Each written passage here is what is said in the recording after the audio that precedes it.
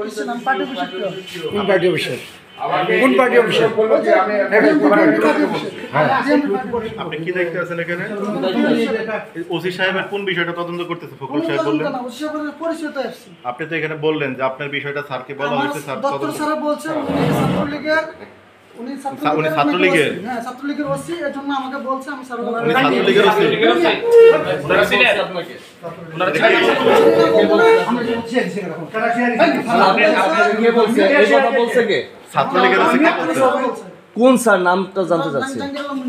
কিন্তু আপনি তো প্রথমে বললেন যে মির্জা ফখরুল ইসলামের এবং তার ড্রাইভার আপনাকে এখানে পাঠাইছে তদন্তের জন্য। আপনি তদন্ত করার কে? আপনার আমি খুব দুঃখিত। আচ্ছা কেন আমাকে ওই যে ছাত্রলীগ করার এই বিষয়টা কি? ছাত্রলীগ বলছে আমাকে, অনেকে অনেক কথা বলছে নাকি আপনার স্যার বললেন? না না, স্যার বলছে যে উনি নাকি বলছে যে কোন ছাত্রলীগের ওসি আছে কিনা এখানে। ওসি মনে করেন আপনার 15 দিন 1 মাস পর পরে ওসি বদলি হয়ে যায়। কেন বদলি যায়? এখন আওয়ামী লীগ পন্থী কথা বলে বা এবং যদি আওয়ামী লীগ পন্থী কথা বলে তাহলে আমাদের বিএনপির 17 বছর 18 বছর আমরা রাজনীতি করে কি পাইছি ভাই? কে আওয়ামী লীগের কথা বলে?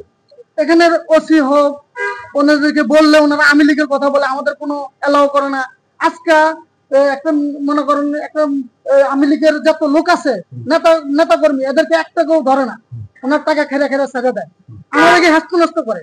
আমাদের এখানে আসার অস্তিত্ব কি? আমরা 17 বছর রাজনীতি করছি, মামলা করছি 7টা। আমার 7 বছরের ছেলেকে আমি আদর করতে পারি না।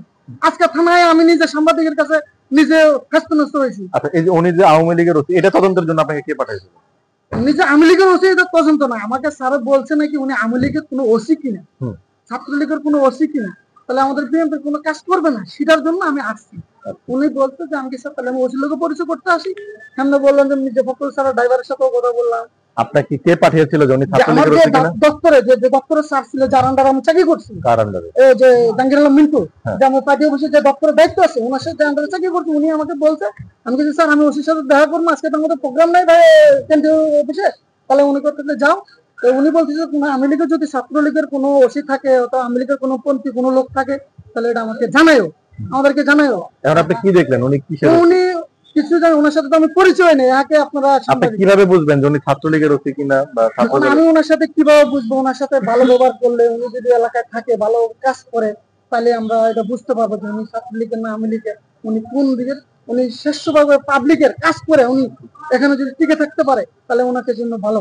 আপনি যে প্রথমে একটা কথা বললেন যে মির্জা ফখরুল সাহেবকে ওনার বিষয়টা আপনি বলছেন যে উনি ছাত্রলীগের না আওয়ামী লীগের, উনি আমি স্যারের সাথে এমনি কথা বলি, মির্জা ফখরুল স্যারের সাথে এমনি কথা বলি যে আমি স্যারের কাছে কথা বলি সব কেন্দ্রকে। আমি যত পার্টি অফিসের জাতীয় ঐক্যফ্রন্টের পিয়ন ছিলাম, আমি ওখানে স্যারদের সাথে আমার পরিচিত, ওই হিসাবে আমি সব স্যারের সাথে কথা বলি।